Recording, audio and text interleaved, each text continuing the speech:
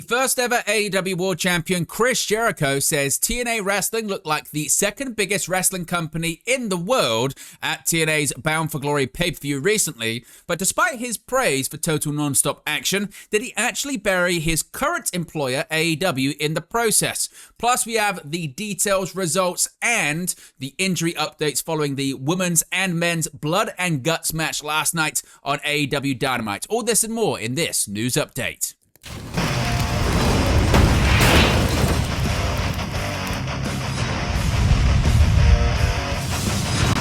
Hey guys, welcome back to Wrestling News 365. Hope everyone is doing very well. As always, there are plenty of news stories to get into in the world of professional wrestling. Let's begin with Chris Jericho's comments about TNA, and it's led to more speculation about his future in All Elite Wrestling. Now, Chris Jericho has praised the crowd that TNA was able to draw for their recent Bound for Glory pay-per-view. Now, TNA held its annual Bound for Glory event on October 12th in Lowell, Massachusetts. The event was co-headlined by the Hardys versus the Dudleys / Team 3D in one final table.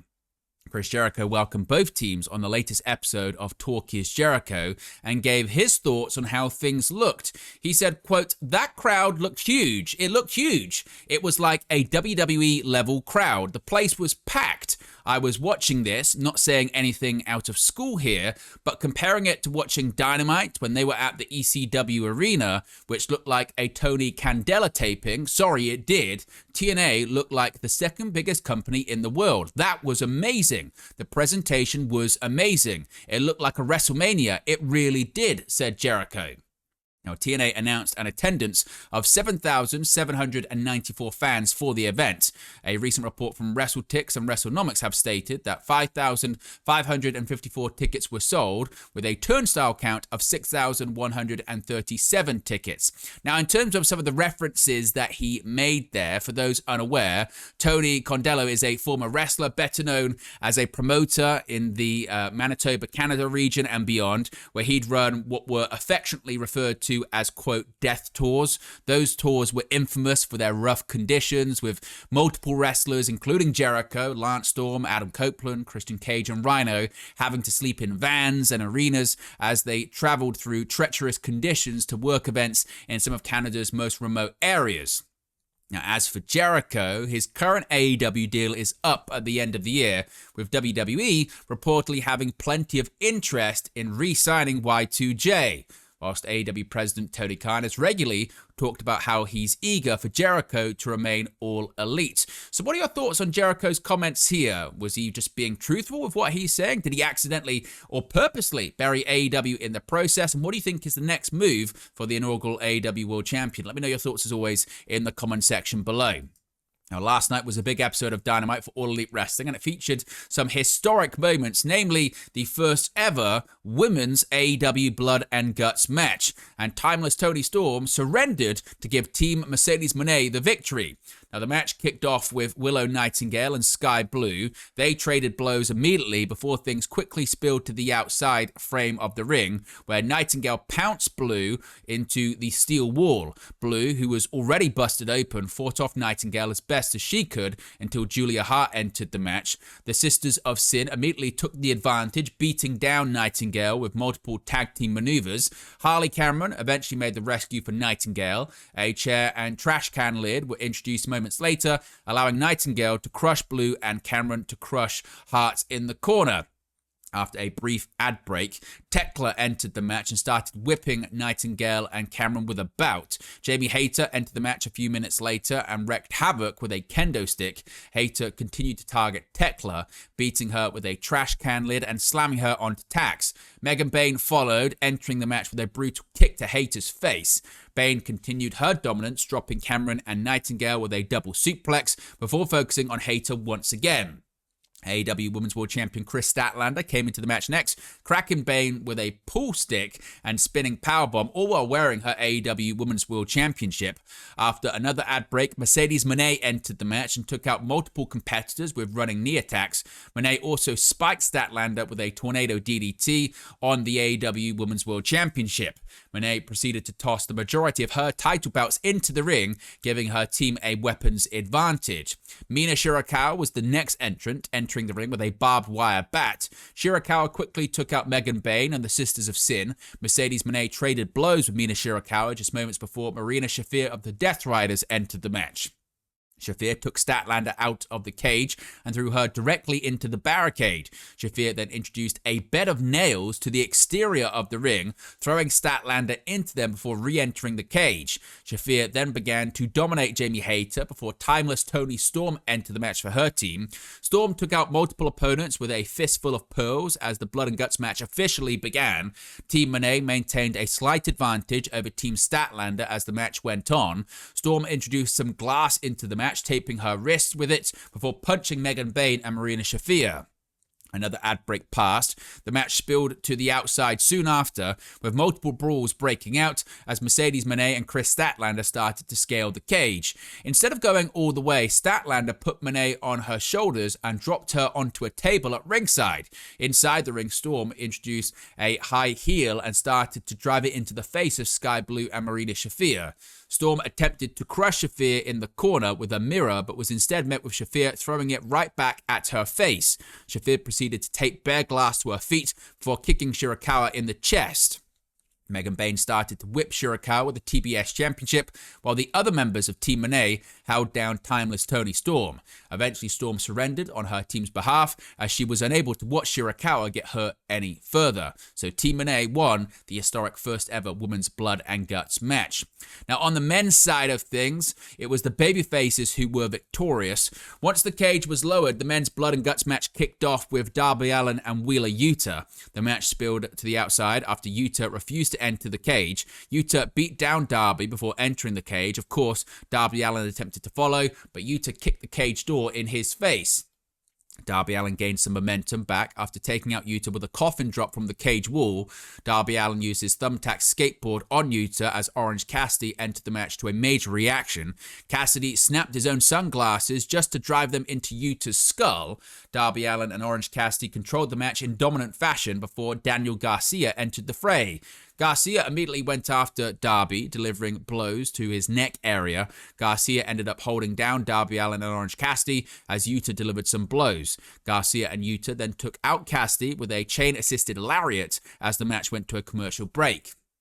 This is where things certainly changed in the match as Mark Briscoe's music hit, but he did not show. Cameras cut backstage to Renee Paquette, who showed a recently attacked Briscoe in pain. Roderick Strong stepped up and entered, taking out Yuta with a cutter. Strong grabbed a chair before Claudio Castagnoli entered the match. Castagnoli and Strong went to battle immediately, but Castagnoli sent him headfirst into a chair that was wedged in the corner. Castagnoli proceeded to throw Darby Allin across both rings as the Death Riders maintained a solid lead over their opponents.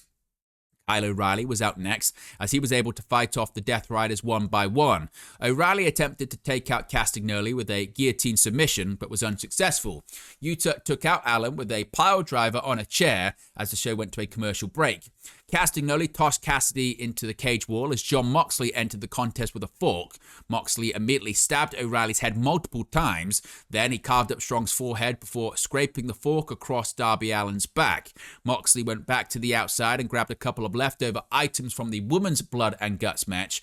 Renee Paquette came over the speaker and broke some news, revealing that Mark Briscoe will likely not be taking part in the match after being attacked by the Don Callis family. The assault continued with Garcia spiking Darby Allin onto a pile of broken glass. After another commercial break, Darby somehow was able to drop himself onto a group of Death Riders from the cage roof. Pac then entered the fray and the bell rang. The cage doors were locked shut, signaling that Briscoe had no chance of making it into the bout. Pac took out Strong with a snap German suplex. Suddenly, Mark Briscoe emerged from the backstage area with a toolbox and a steel chair. Briscoe cut the lock and immediately took out Yuta, Castagnoli, and Pac. Briscoe and Yuta spilled back to the outside, allowing Briscoe to set up a chair. Garcia also came to the ringside area, but Briscoe set up the table and climbed to the top of the cage. Garcia rolled out of the way at the last second, preventing Briscoe from jumping. Yuta also climbed to the top of the cage. Briscoe used a pulley system to pull a pile of chairs to the top. Yuta and Briscoe proceeded to engage in a chair duel at the top of the cage. After the show's final commercial break, Briscoe planted Yuta with a J-driller on top of the structure. Briscoe climbed down as part of the match, spilled to the outside once again. Gabe Kidd, the mercenary of the Death Riders, appeared out of nowhere and took Darby Allin to the top of the ramp. Pac then followed him.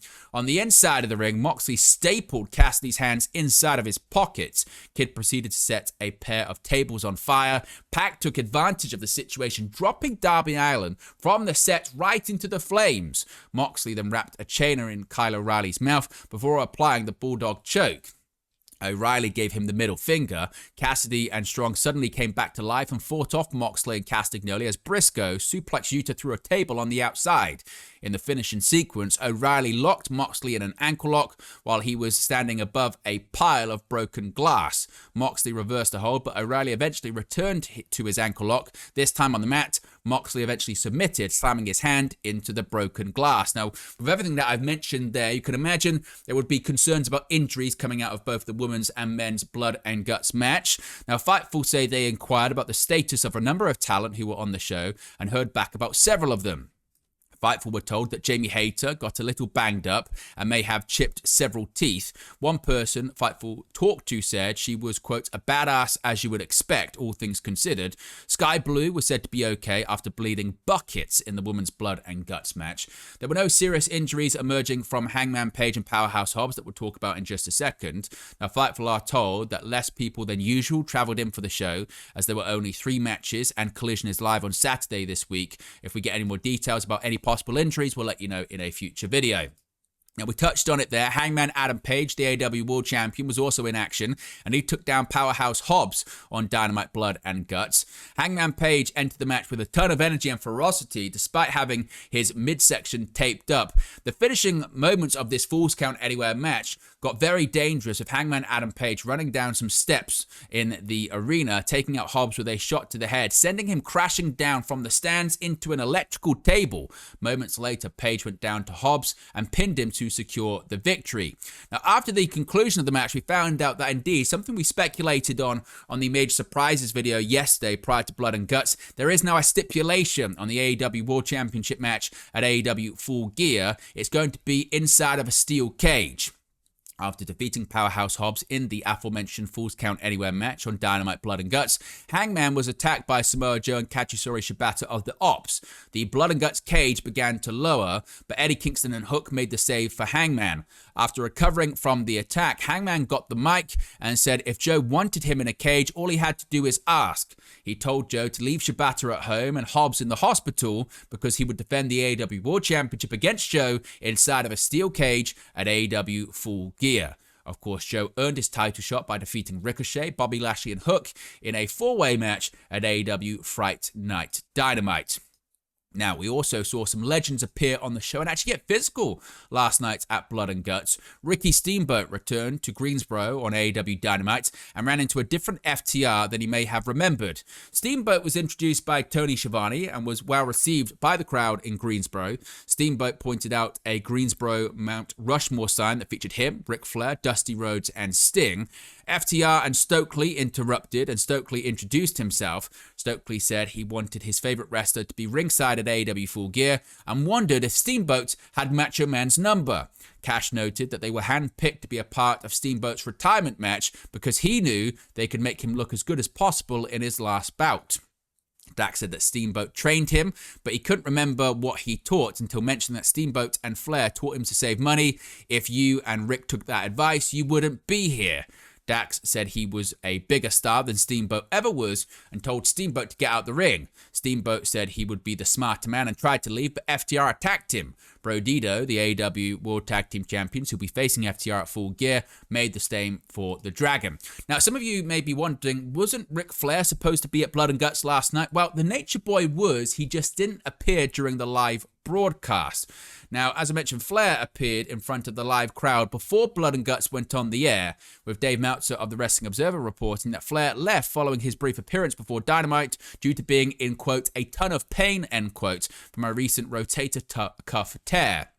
Now, Flair being pulled from Dynamite resulted in changes being made to the show, as he was originally scheduled to appear on the televised portion of the broadcast, likely being involved in that aforementioned Steamboat FTR segment, which we saw Steamboat get physical. Now, Ric Flair has seldom been used by AEW since Sting's retirement in March of last year, but he remains under contract to the promotion. Flair revealed earlier this year that he isn't on TV often, as AEW CEO Tony Khan didn't realize he was on blood thinners. Now, some of you may be wondering what's the latest when it comes to AEW, former AEW World Champion MJF. Well, the news is he's expected back sooner rather than later. According to Fightful Select, MJF will be returning from Hollywood or Winnipeg sooner rather than later. A couple of weeks ago, Fightful Select reported that MJF's Violent Night 2 film was set to wrap filming soon. Now, Fightful weren't sure what that meant for MJF in an on-screen capacity, but in following up, Fightful were told that he is set to return, quote, soon, although that could be relative to the sources indicating it. A specific date was not announced or confirmed.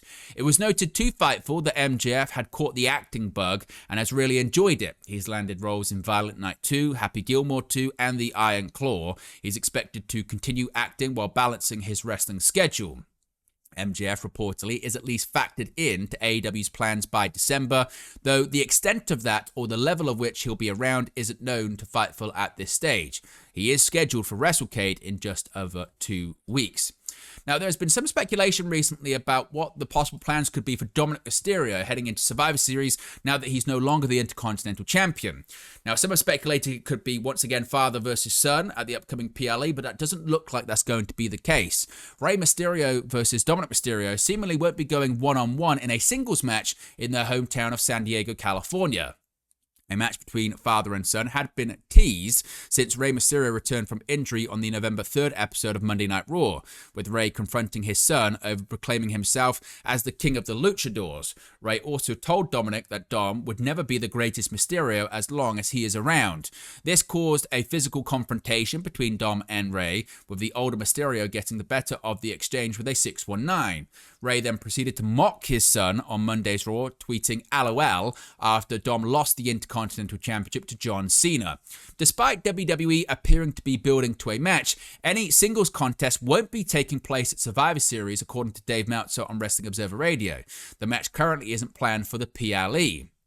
Now, Rey Mysterio currently holds a 2-0 singles record against his son in televised matches, having defeated Dominic at WrestleMania 39 and on the July 1st, 2024 edition of Monday Night Raw. He also holds a tag team victory over Dominic at WrestleMania 40. Speaking of WrestleMania, a bit of an update here as to possible opponents for Stephanie Vaquer at the biggest PLE of the year of 2026. According to Body Slam, WWE have already been discussing Vaquer's plans for WrestleMania, and Rhea Ripley and Becky Lynch have been considered as potential opponents for the Women's World Champion at WWE's biggest show of 2026.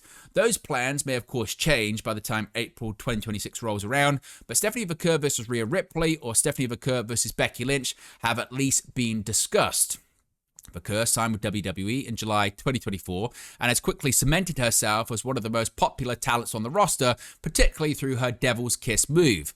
Vaquer's popularity led to a quick push, and she had reigns with the NXT Women's North American Championship and NXT Women's title prior to moving to the main roster in May 2025. Vaquer won the Women's World Championship at WrestlePalooza, defeating Io Sky to capture the vacant title. Of course, WrestleMania 42 will be held in Las Vegas for the second year in a row. The show will air from Allegiant Stadium on Saturday, April 18th and Sunday, April 19th, 2026.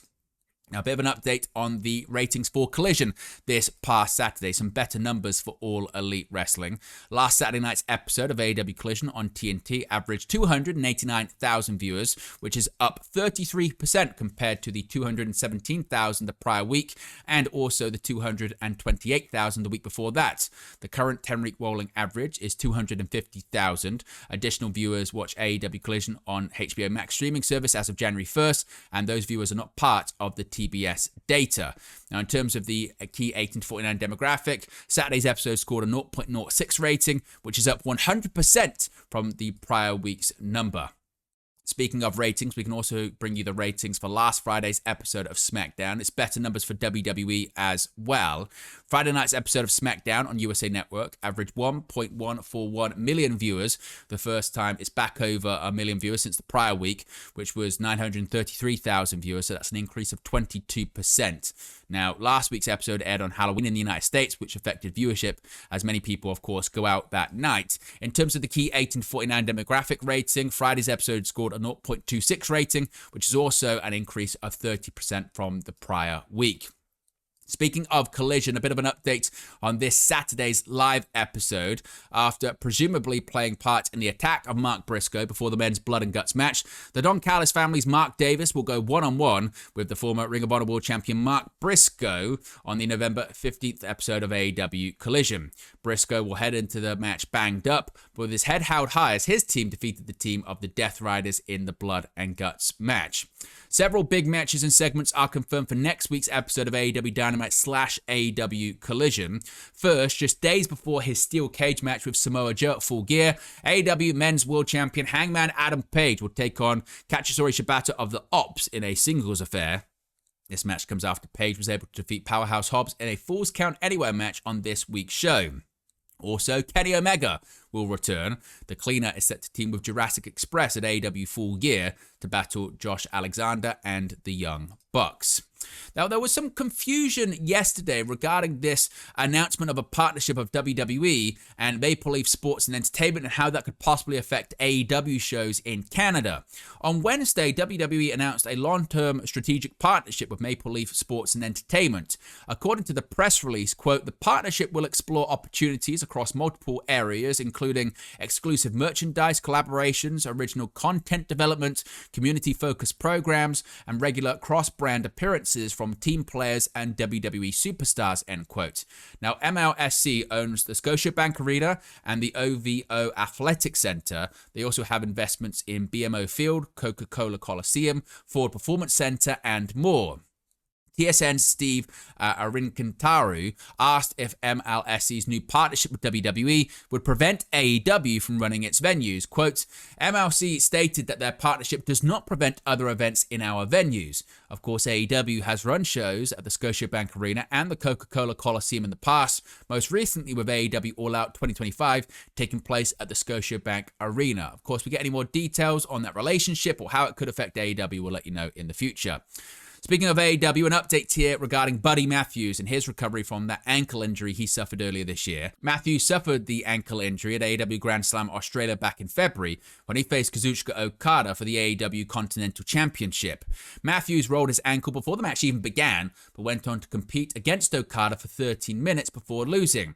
Now, in August, he announced he would be getting ankle surgery after initially looked like he wouldn't have to get it. On Wednesday, Matthews posted the following update on Instagram saying, quote, update today was the first time since surgery to hit a hack squat. Still very restricted with ankle mobility, but working on it daily.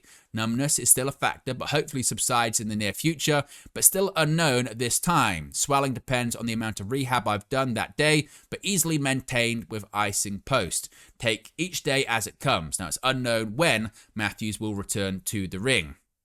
Now, a departure from WWE here, as Idris Enofe is officially gone from WWE, having been moved to the alumni section of the roster page on WWE.com. Enofe was previously listed on the active roster as part of the NXT brand.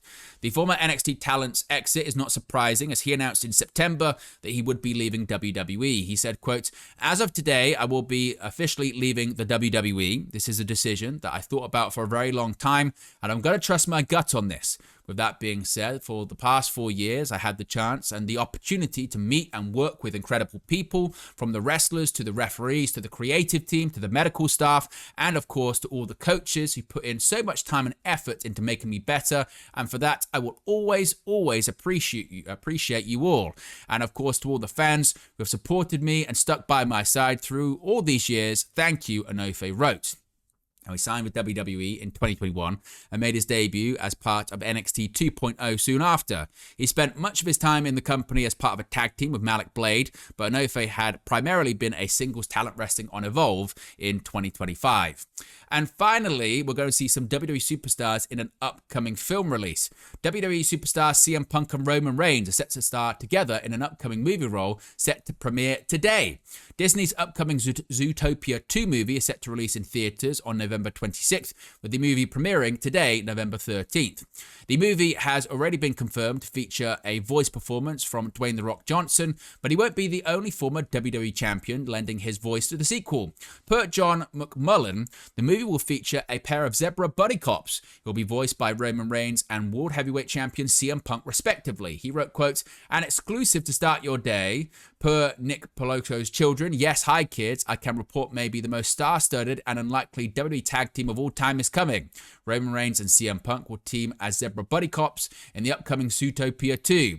The movie premieres on Thursday."